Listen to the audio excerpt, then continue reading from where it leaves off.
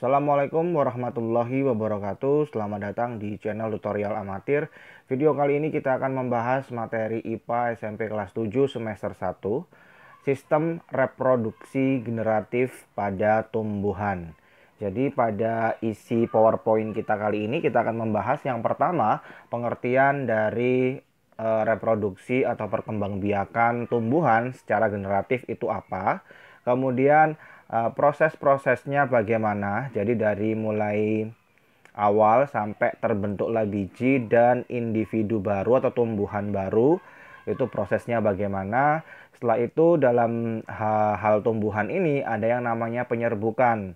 Nah, penyerbukan ini jenisnya bermacam-macam.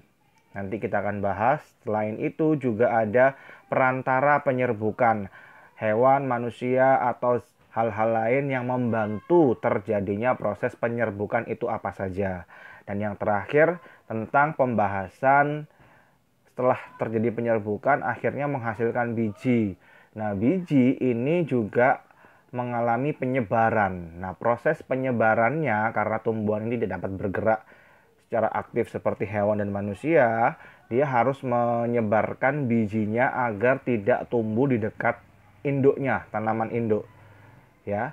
Jadi caranya bagaimana? Ada perantaranya untuk menyebarkan biji. Nanti kita bahas pada PowerPoint berikut. Langsung saja kita bahas.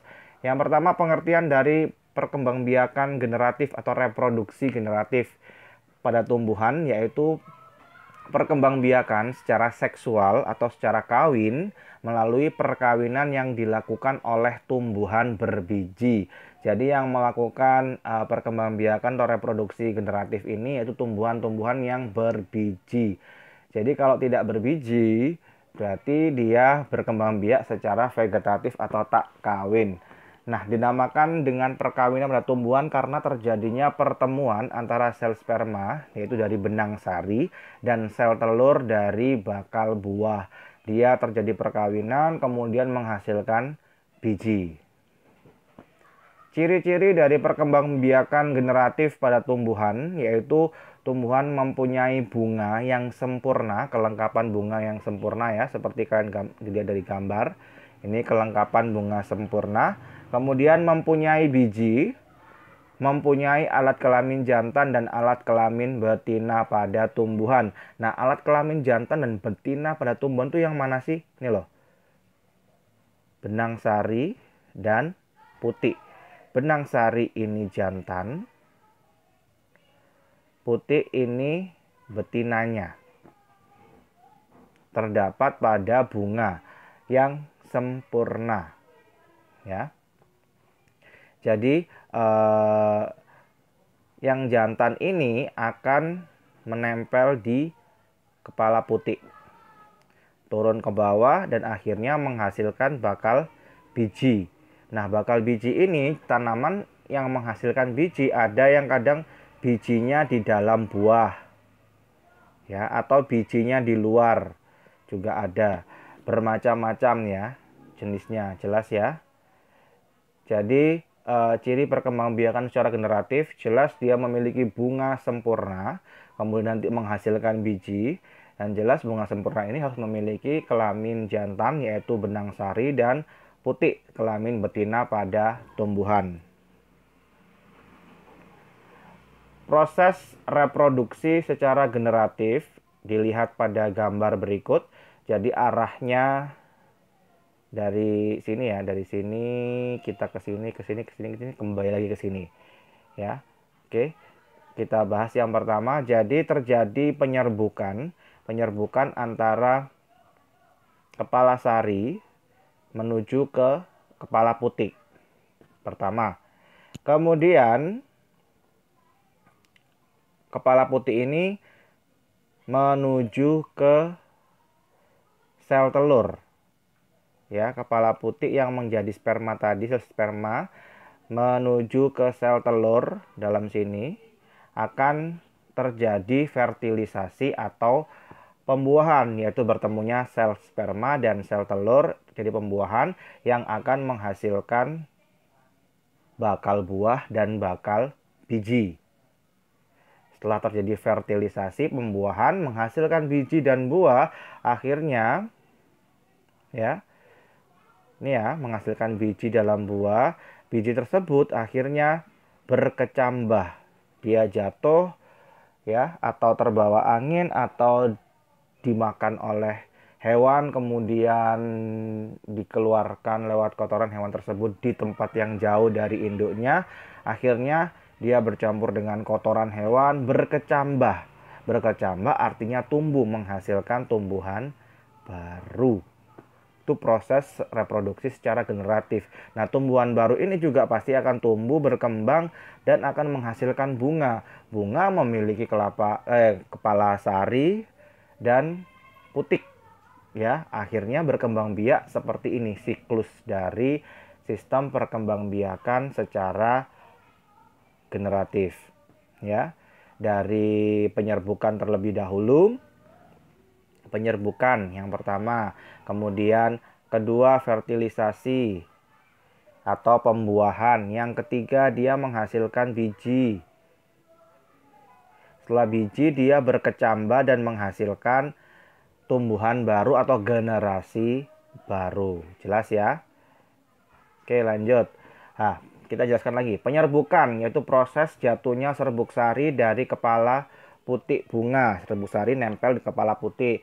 Kemudian terjadi pembuahan. Pembuahan yang terjadi antara serbuk sari dan sel telur pada bunga menghasilkan tumbuhan baru ya. Ini fertilisasi atau pembuahan. Nah, jenis-jenis penyerbukan itu dibedakan menjadi 4 pada tanaman yang memiliki bunga sempurna. Maaf ya, bunga sempurna. Penyerbukannya dibagi 4. Yang pertama penyerbukan sendiri. Artinya apa? Ya, penyerbukan bunga itu sendiri. Dia memiliki serbuk sari dan memiliki putik. Serbuk sarinya jatuh menempel di putik tanaman satu bunga itu sendiri. Namanya penyerbukan sendiri. Lanjut, yang kedua, penyerbukan tetangga. Penyerbukan tetangga artinya apa? Dalam satu pohon dia memiliki beberapa bunga. Satu pohon ya, beberapa bunga. Nah, serbuk sarinya ini terkadang tertiup angin jatuh ke bunga yang ada di sampingnya, tetapi masih dalam satu pohon. Sebaliknya, yang di sini tertiup angin juga menuju ke sini. Namanya penyerbukan tetangga. Satu pohon, satu jenis tanaman, bukan dua pohon yang berbeda, ya. Jelas. Lanjut, yang ketiga, penyerbukan silang. Silang artinya ada dua jenis tanaman. Jenisnya sama, tetapi pohonnya berbeda. Dua pohon. Berarti misalnya kita menanam tanaman A dan tanaman B. Anggap bunga melati A, bunga melati B yang ditanam berdekatan. Kemudian terjadilah penyerbukan silang. Serbuk sari tanaman B menempel di kepala putik tanaman A. Sebaliknya, yang di A menempel di yang B. Tetapi ya, jenisnya sama, tapi pohon atau tanamannya berbeda, dua pot. Ya, ibarat kata seperti itu. Ada dua pot, tanamannya sama-sama tanaman melati, tetapi dia penyerbukannya silang. Pot yang A menempel ke pot B menempel ke A, dan sebaliknya gitu ya. Itu namanya penyerbukan silang. Yang keempat, penyerbukan bastar. Penyerbukan bastar ini dua jenis tanaman yang berbeda. Ya. Ada misal ya, bunga sepatu dengan mawar. Dua jenis tanaman berbeda, bunga sepatu dan mawar. Terjadi penyerbukan. Bunga sepatu menempel ke mawar, mawar menempel ke bunga sepatu. Itu namanya penyerbukan bastar. Ya, jadi ada 4, sendiri, tetangga, silang, dan bastar. Jelas ya? Penyerbukan berdasarkan perantaranya. Jadi penyerbukan itu dibantu oleh perantara. Tidak bisa bunga bergerak sendiri nemplok ke bunga lain, tidak bisa. Jadi dia ada perantaranya, ada 4 perantaranya. Yang pertama penyerbukan oleh angin. Ya, dibantu oleh angin. Kemudian jelas tanamannya ini harus ringan serbuk sarinya ya, karena tertiup angin bisa mudah bergerak gitu kan. Tanamannya harus serbuk sarinya putih, harus ringan. Kemudian penyerbukan oleh hewan, yaitu biasanya serangga gitu ya. Itu bisa karena tanamannya menarik, berwarna-warni, memiliki madu sehingga kupu-kupu lebah bisa menempel di bunga itu. Kemudian serbuk sarinya menempel di kaki-kaki serangga. Dia serangganya pindah ke tanaman B. Serbuk sari yang menempel pada kaki-kaki serangga tadi menempel lagi ke putik tanaman lain sehingga terjadinya penyerbukan. Yang ketiga, penyerbukan oleh air biasanya terjadi pada tanaman-tanaman yang hidup di air. Ada teratai, ganggang, hidria, dan lain sebagainya ya, yang hidup di air. Yang keempat, penyerbukan dibantu oleh manusia. Jadi ada beberapa jenis tanaman yang tidak bisa berkembang biak secara sendiri, harus dibantu oleh manusia karena satu tanaman hanya memiliki satu jenis kelamin, misalnya salak. Salak ini dia satu pohon itu laki-laki, pohon lain perempuan, betina, jantan betina ya. Jadi dia tidak bisa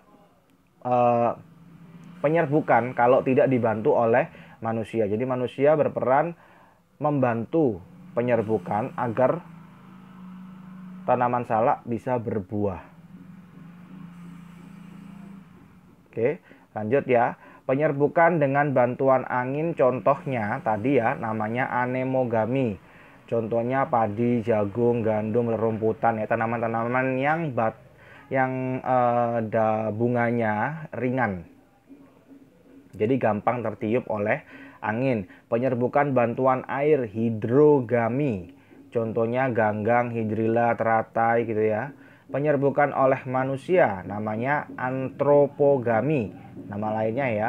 Vanili, salak, buah naga, labu botol, melon, dan semangka. Jadi tidak bisa menyerbukan sendiri meskipun dibantu oleh hewan, tidak bisa. Bisa ini hanya dibantu oleh manusia. Yang keempat, penyerbukan dengan hewan, zoidiogami. Nah, hewan ini juga dikategorikan beberapa. Ada hewan serangga, penyerbukannya namanya ontomogami. Dibantu oleh burung, ornitogami. Dibantu oleh kelelawar, chiropterogami. Dan dibantu oleh siput, melakogami. Jadi siput ini kadang-kadang merambat-merambat di tanaman. Dia kadang menempel di tanaman bunga dan lain sebagainya sehingga serbuk sarinya nempel di tubuh siput. Nanti siput berpindah tempat akan terjadi penyerbukan di tempat lain. Ini penyerbukan oleh perantara hewan ya. Sekarang setelah terjadi penyerbukan, kemudian kan tadi dijelaskan mengalami fertilisasi pembuahan yang menghasilkan biji. Nah, biji ini harus menyebar jauh dari induknya. Kenapa kok harus jauh dari induknya? Karena jika dia tumbuh dekat induknya, dia akan berkompetisi, berebut makanan, nutrisi cahaya matahari yang akan membuat tumbuh kembang tanaman baru, tanaman anaknya ini ya, akan tidak berkembang pesat karena terhalang oleh induknya. Ya. Jadi penyebaran biji ini penting sekali oleh salah tumbuhan gitu kan. Kenapa? Karena selain untuk mempercepat luasan wilayahnya sebagai tumbuhan berkembang biak gitu kan, juga untuk membuat tanaman anakannya ini lebih cepat tumbuh dan berkembang. Dibantu oleh angin, namanya anemokori. Ya, anemokori. Jadi contohnya seperti ini. Ini tanaman yang berbiji. Mungkin kalian pernah lihat gitu ya. kemudian tertiup oleh angin, bijinya sudah menyebar kemana-mana. Ini bukan serbuk sari aja ya, ini sudah biji ya, ini biji ya. Nanti dia akan terbang sejauh mungkin, kemudian menempel di tanah. Tanahnya cocok, tanahnya subur, dia akan tumbuh dan berkembang.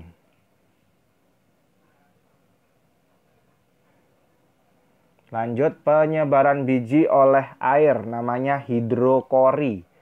Contohnya yang kalian lihat di gambar adalah kelapa atau tanaman-tanaman yang dekat dengan air ya, atau di dalam air juga dia akan menyebar bijinya ya oleh air. Misalnya kalau kelapa jelas di pantai ya, di pantai A dia akan buahnya jatuh, bijinya jatuh, kemudian terbawa air laut sampailah ke pulau B ya, akhirnya bisa tumbuh dan berkembang di pulau B.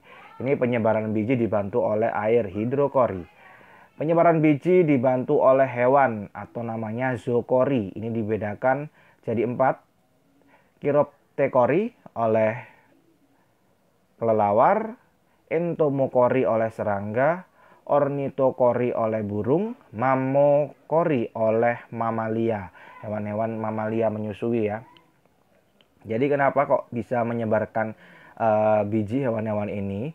Misalnya kita ke mamalia ya, dia makan seperti gambar di sini, makan tanaman kopi. Kadang dimakan sebiji-bijinya. Contohnya luwak gitu ya.